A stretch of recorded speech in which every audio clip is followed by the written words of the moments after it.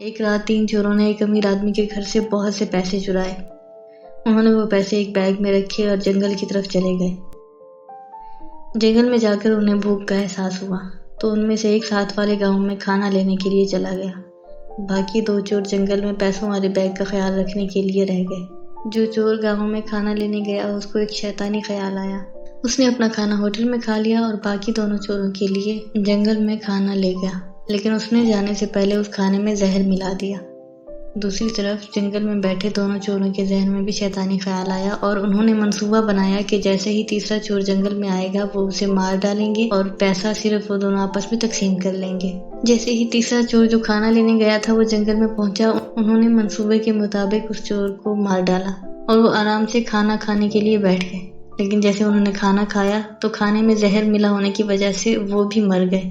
اسی طرح برے کام کا برا انجام ہوا۔ اس کہانی سے ہمیں یہ سبق ملتا ہے کہ ہر برا کام برا نتیجہ لاتا ہے۔